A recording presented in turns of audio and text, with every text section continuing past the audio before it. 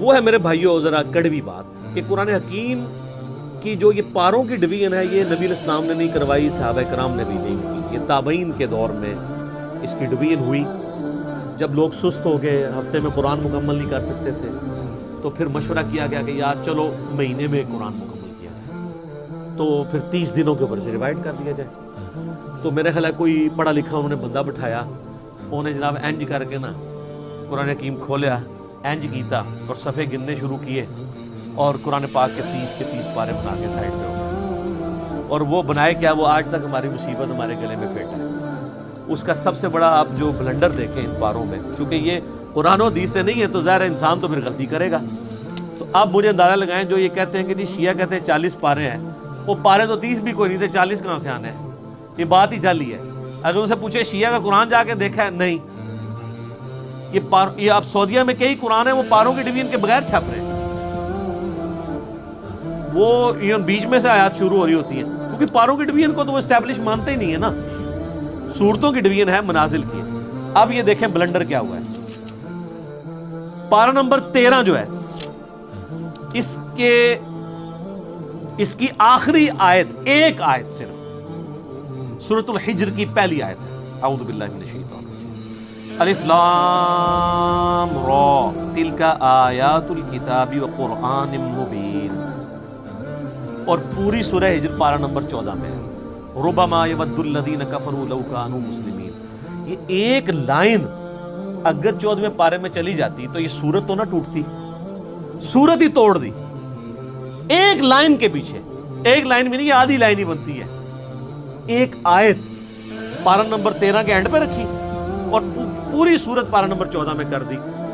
تو یہ کتنی بے وقوفانہ قسم کی ڈویژن ان لوگوں نے۔ سورہ یاسین بھی آپ دیکھ لیں، کچھ حصہ اس کا 22ویں پارے میں ہے، باقی میجورٹی ساتھ، وہ صرف اس لیے کہ انہوں نے صفحے پورے کیے ہیں کر کے۔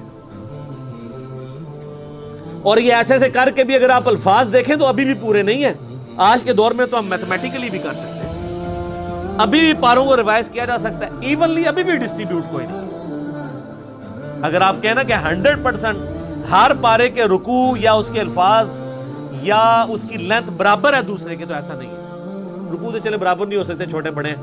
الفاظ تو برابر ہو سکتے ہیں، آیات بھی برابر نہیں ہو سکتی، چھوٹی بڑی ہیں، نہیں نظر آئیں گی آپ۔ تو یہ پاروں کے ڈویژن کو ہم سرے سے مانتے ہی نہیں ہیں۔ یہ پاروں کی ڈویژن تابعین کے دور میں مولویوں نے، حکمرانوں کی بنائی ہوئی ہے، اس کی کوئی حیثیت نہیں۔ لیکن اب چونکہ یہ اسٹیبلش ہو چکی ہے اور لوگوں کے لیے مہینے میں قرآن ختم کرنا آسان ہے، اسے ہم بدعت بھی نہیں کہتے، یہ انتظامی معاملہ ہے۔ آپ اگر 3 مہینے میں قرآن ختم کرنا چاہتے ہیں تو آپ مزید ڈویژن کر لیں، آپ سال میں قرآن ختم کرنا چاہتے ہیں آپ مزید ڈویژن کر لیں، جتنی مرضی کریں، جس طرح کہ آپ دیکھیں رکوع کے کیس میں ہوئی بھی ہے، وہی اگلا پوائنٹ ہے۔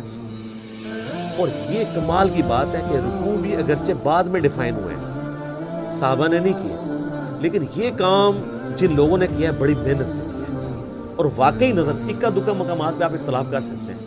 ادروائز اگر آپ اوورال دیکھیں نا، جو رکوع ہے نا وہ اتنے پیارے خوبصورتی سے ڈیوائیڈ کیے گئے ہیں کہ پورے کے پورے مضمون ایک رکوع کے اندر کور ہوتا ہے، اور جیسے ہی اگلا رکوع شروع ہوتا ہے ایک نیا مضمون ہے۔ یہ داد دینی پڑے گی، جس طرح 30 پاروں میں انہوں نے جو بلنڈر کیا اس کو ہائی لائٹ کرنا ضروری ہے، یہ داد دینا بھی ضروری ہے کہ رکوعوں کی ترتیب بڑی زبردست لگائی ہے، اور اس میں انہوں نے دیکھیں خود مانا ہے کہ پاروں کی ترتیب غلط ہے، اس میں انہوں نے پاروں کا بھی خیال نہیں رکھا۔ ہونا تو چاہیے تھا کہ ایک پارہ ختم ہو رہا ہے تو رکوع بھی ختم ہو، ایسا نہیں ہے۔ آپ ذرا سورہ یاسین کا دوسرا رکوع دیکھیں، سورہ یاسین کا دوسرا رکوع جو ہے وہ پارہ نمبر 22 سے شروع ہوتا ہے، وَاضْرِبْ لَهُمْ مَثَلًا أَصْحَابَ الْقَرْيَةِ، یعنی جو بستی کے رہنے والے لوگ تھے، جو حضرت عیسیٰ علیہ السلام کے بھیجے ہوئے فرستادے تھے، ان کا ذکر اللہ تعالیٰ نے کیا۔ تو اب ان کا ذکر شروع ہوا پارہ نمبر 22 میں آیت نمبر 13 سے، لیکن یہ سورت ختم ہوتی ہے نا، یہ جو پارہ ختم ہوتا ہے اتبعوا من لا يسألكم اجرا وهم مهتدون، لیکن یہاں پہ وہ واقعہ مکمل نہیں ہوتا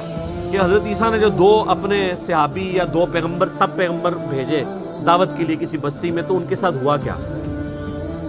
تو اس لیے رکوع ختم نہیں ہوتا، رکوع آگے بھی چلتا ہے، اس کا دوسرا رکوع وما لی لا اعبد الذی فطرنی والیہ ترجعون، اب پارہ 23 شروع ہو گیا ہے، لیکن رکوع وہی والا چل رہا ہے دوسرا،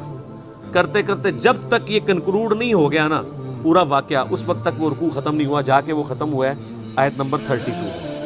تو رکوع میں مضامین کا خیال رکھا گیا، اور پورے قرآن میں ٹوٹل جو رکوع ہیں وہ ہیں 558 اور سجدوں کو بھی اسی میں ڈسکس کر لیں۔ قرآن حکیم میں 15 مقامات ایسے ہیں جن میں سجدے بھی ہیں، وہ آیات سجدہ ہیں، نبی علیہ السلام کی سنت ہے وہاں پہ سجدہ کرنا، واجب نہیں ہے، کیونکہ بخاری میں حدیث موجود ہے کہ نبی علیہ السلام نے کئی دفعہ وہ آیات تلاوت کی اور سجدہ نہیں کیا، اور حضرت عمر نے بھی نہیں کیا۔ صحیح بخاری میں حضرت عمر نہ کر کے بتاتے تھے کہ ہم اس لیے نہیں کر رہے تاکہ تمہیں پتہ چلے کہ یہ واجب نہیں ہے۔ جو ہماری بوڑھی عورتیں بیچارے سجدے سنبھال کے بیٹھی ہوں، میں انے سجدے کڈنے نے، کیونکہ وہ واجب قرار دے دیا گیا اسے۔ اگر کوئی نہیں کرتا کوئی، اور اس کے لیے ماتھا ٹیکنا بھی ضروری نہیں ہے۔ بخاری میں حدیث ہے صحابہ کرام جب سفر میں قرآن پڑھ رہے ہوتے تھے، اونٹ پہ بیٹھے ہوتے تھے، جیسے ہی آیت سجدہ آتی تھی یوں کر دیتے، ٹوپا اٹھاؤ، بس ایسے جھکا لیا۔ یہاں پہ بھی جب آیت سجدہ آتی ہیں، 9 سال میں ہم نے قرآن مکمل کیا ہے تو کبھی نیچے اتر کے نہیں کیا، ہمیشہ میں یہیں پہ یوں کرتا ہوں، باقی لوگ بھی بیٹھے بیٹھے کر لیتے ہیں۔ بس ڈاکٹر صاحب بیچارے اٹھتے تھے، سیٹ سے اٹھتے تھے، نیچے جاتے تھے، ویڈیو کیمرہ روکتے تھے، کیونکہ وہ حنفیت کو فالو کر رہے تھے، اس لیے ان کو پتہ نہیں تھا کہ یہ تو ہے ہی نہیں وہ چیز جس کے اوپر اتنی بڑی مصیبت کھڑی کی گئی ہے، اور اس سے بڑی مصیبت کہ جی وضو ہونا بھی ضروری ہے۔ تو اس میں میرا کلپ بھی تھا کہ اب پاکستانی ٹیم کے نکاح ٹوٹ چکے ہیں، کیونکہ حنفیوں کے نزدیک اگر آپ بغیر وضو کے سجدہ کریں گے تو یہ اللہ کی توہین ہے، اور اللہ کی توہین کفر ہے، اور کفر سے نکاح بھی ٹوٹ جائے گا، بیعت بھی ٹوٹ جائے گی۔ تو فقہ حنفی کے مطابق پاکستانی ٹیم کے جیتنے کے اوپر اور سینچریاں مارنے پہ جتنے وہ سجدہ شکر ہیں وہ سارے بغیر وضو کے ہیں، وہ سب کے نکاح ٹوٹ چکے ہیں۔ لیکن پریشان نہیں ہونا کہ علمی کتابی ہو جائیں اور بخاری مسلم کو فالو کریں، پھر کوئی نہیں ٹوٹیں گے۔